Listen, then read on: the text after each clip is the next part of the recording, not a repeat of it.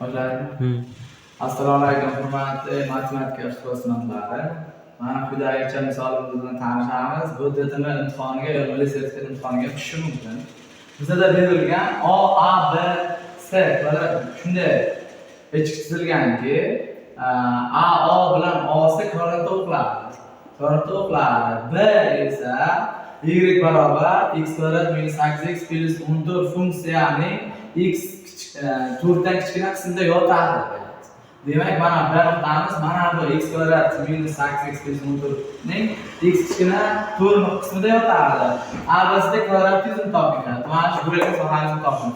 Demak, biz bilib olamiz. Mana bu kvadrat ekan.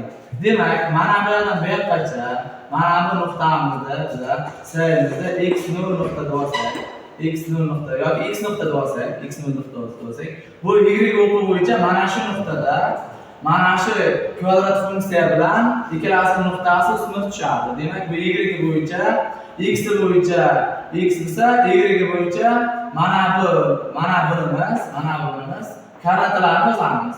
X y yoziladi. Ikkinchi y nuqtasi mana bu nuqta bo'ladi. Ya'ni x kvadrat minus 8x plus 14 bo'ladi. Ya'ni mana bu x kvadrat minus 8x plus 14. Mana bu x kvadrat minus 8x plus 14. Endi buni qanday ishlaymiz desak, kvadrat bo'lgani uchun bu x bo'lsa, mana bunimiz y ga x kvadrat minus 8x plus 14 birga yuqoriga ko'tarilgan. Chunki mana bu kvadrat funksiyaning nuqtasi bilan ustma tushyapti. Kvadrat bo'lgani uchun tomonlari teng bo'lishi kerak. Demak, mana bu funksiya bilan mana x tenglaymiz, tomonlarni tenglaymiz. X kvadrat minus 8x plus 14 tenglaymiz x ga. Endi bir tarafga o'tamiz. X kvadrat minus 9x plus 14 barobar 0 bo'ladi. Izlarni topadigan bo'lsa, x1imiz 2, x2imiz xo'p, 2 bo'lgandan keyin 7 bo'ladi. Endi bizlarda aytayapti, ximiz 4 dan kichkina qismida joylashgan deyapti.